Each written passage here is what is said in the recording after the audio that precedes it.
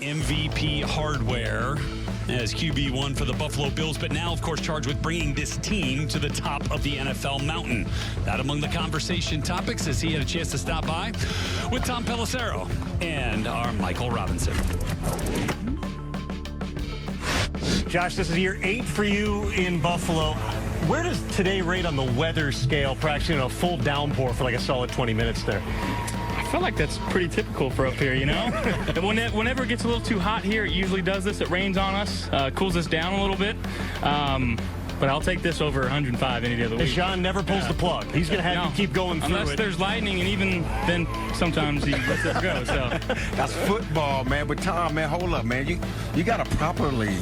This is the MVP of the National Football League, the bazooka, man. So this is big for me. This is big for me. Josh, talk about just how training camp has gone so far, and, man, how you feeling? Feeling great. This is my favorite time of the year, getting back into the swing of thing with the guys, hanging out in the dorm rooms, playing card games, eating lunch and dinner together. There's really nothing like it. This is a big reason why I play the game, is just the camaraderie and the relationships that you build here. And you're out here, we're building our team, and coming out competing against our defense. It's been hot. It's been great.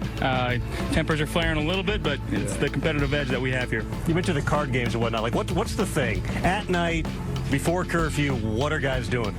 We got a big Catan group. Which is, I don't know if you know what Catan is. It's a good little spot. Absolutely. Some Blu-ray, some Madden, NCAA. Come on now. Okay, my bad. If you're plugging in and playing Madden, are you playing with you? I haven't played Madden in a while. So. But yes, I mean, not going to say it, but you know what I want to say. Yeah, just me. Josh, how different has this camp been, especially? You got the Hard Knocks cameras around, man. Just talk about the process of having the extra cameras around, man. Yeah, I mean, still... You can put it into two ways, right? You can let it affect you, or act like they're not there and still be yourself, and that's what I'm trying to do. No, I was mic'd up on... We just give them away. They're looking close. I was mic'd up on day one, and I probably talked a little less than usual.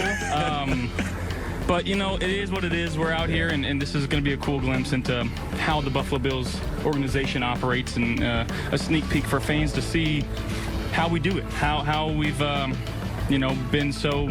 Again, we haven't won the Super Bowl, but we've been a pretty good team here over the last 6-7 years, and it's no mistake that the culture here is a little bit different, and guys love being here. We love playing for each other. We hang out a lot, and hopefully people can take away from that this is a very tight-knit unit. And you also know it's not a given that you get to the end every year. Mike Robb won a Super Bowl. Next year you go back, and then after that, it gets over sometimes. So how do you go about, from a messaging standpoint, from a psychology, how you drive guys in the huddle every day to make sure, hey, whatever you're doing in late July here could be the difference between us having that opportunity again or not? Yeah, I mean, I think the main thing is, whether it's rain, it's snow, it's heat, put the ball down, let's go play football. And that's the mentality we're developing here. You can put us in the parking lot, you can put us on turf, grass, it don't matter. We're going to come out there, we're going to give you our best shot. And we got a bunch of guys that are selfless and love playing for each other. And we still have that mentality of everybody eats. So, again, we just want to play some ball. Everybody eating. Everybody in that wide receiver room has been eating, and that's been a big, discussion amongst fans and the media about not having that true #1 receiver now. Now, Tom, this guy gets a lot of zone defense played at him because he can run the football and things like that. So there's not a lot of man going on. Do you even need a #1 receiver, so to say? You know what I'm saying? I like to think we got 6 #1s on our team, right? We got guys that I could start to the right or to the left. I could start inside or outside, and that's the beauty of what we have over here, guys that know each and every different spot. You can motion every single one of them. You never know where I'm starting, and that's a fun feeling when you go out there and you have a concept. It's like, no, yes. I'm just going to find the open guy and throw it to the open guy, and guys are going to get theirs when they get theirs. Tell me about Keon Coleman, first-round pick last year. by his own account, his tape was trash in his first year, which is probably being a little hard on himself. But, like, you're watching today. You guys are doing some high red zone. Like, you're trying to give him some opportunities. Everything's a contested catch in the NFL. How does he drive this thing forward to capitalize on what seems like it should be big potential? Yeah, if teams want to play post-I, that we've got an absolute beater on the outside there, one-on-one. You know, and he's coming into his own. We've been talking each and every day. You know, he's got so much potential. He's so smart. And, you know, everyone wants to talk about, you know, the separation, this and that. Like, when that ball's in the air, it's his a lot of the times. And I hope you guys saw that today. But, you know, continue to keep working with him. And if teams do want to start playing, like I said, that post-high, that he's got to go win for us and hopefully win enough where they go back to that 2-high. And then we can start throwing to Khalil Shakir and Dalton Kincaid and Josh Palmer. And, you know, we got a lot of guys that we feel very confident in. Yeah, and handing that football off to James. That's right. Man, that dude is sprinting down like, he seems a little bit stronger. Yeah. He seems lean. He seems faster. Just talk about what he brings to this offense, and it doesn't seem like any contract situation is getting in the way of him working. I'll tell you what, he is one of the best practicing players I've ever been around. You watch him on any single rep, the ball's thrown across the field, he is sprinting. Like, he is finding work. He's ready there for a fumble just in case. He is springing an extra block down the field. So, again, a guy that, you know, I don't get to control anything about the off-field the stuff, but God, I freaking love that guy. He plays so hard. He plays the right way. He's very selfless, and again, like, he's just an awesome human being. You had a lot going on off the field, too, in this offseason. Congrats on the wedding. Yeah, so no doubt. you grew up in a town of like 8,000 people on a farm outside Fresno, California. You worked in your mom's restaurant at times. Like, if you went back and told 12-year-old Josh Allen this story, this is what it would be, what would he think of the life of Josh Allen right now? Pretty cool.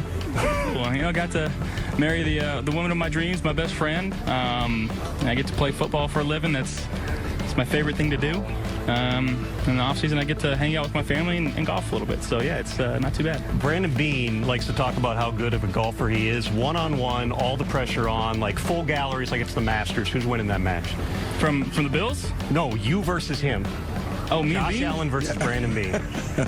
I mean, I think I beat him last time we were out there. He's been playing really solid. He sends me, shot 72 today. And so He showed me. Several 72s He recently. never shoots that when he's playing with me. Oh, he does? Yeah, I think he gets in. So, like, he can poke it. Like, don't get me wrong. He can outdrive me every once in a while. But, like, when he's playing with the big boys and we're driving past him, he tries to put a little more oomph into his swing, and sometimes it just causes it to go haywire just a little bit. But no, he's a pretty damn good golfer, though. That's awesome, man. Last one for me, Josh. The growth from your head coach, man. He's been here the last 7-8 years, man. 9 you guys, This is your 9 years, yeah, man. You guys go to the playoffs every year. You guys own the AFC East. What have you seen him? How have you seen him grow throughout this offseason to where you know that this year's different?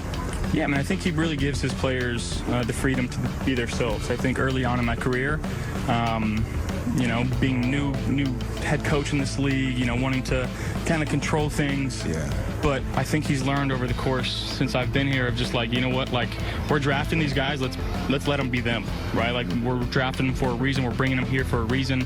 But the culture, the environment, the guys that they bring into this locker room, it's curated. It's not just bringing in everybody or anybody that's an able body.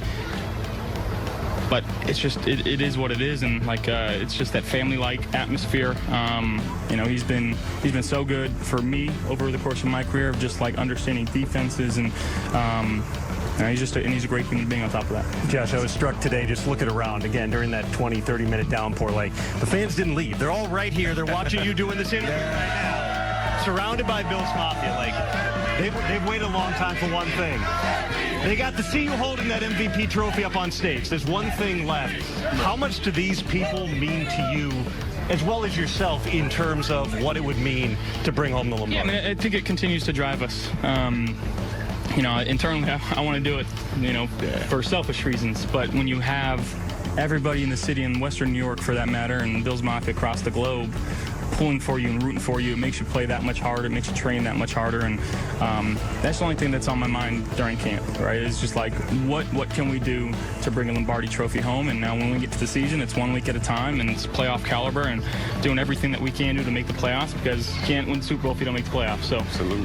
there's steps you have to take, and again, just put our heads down, work hard, and hope for the best. All right, Mike Robb didn't like my intro, so I'll say one more time. The NFL MVP, Josh Allen, with us. Thanks a lot, man. Stay healthy. Good luck.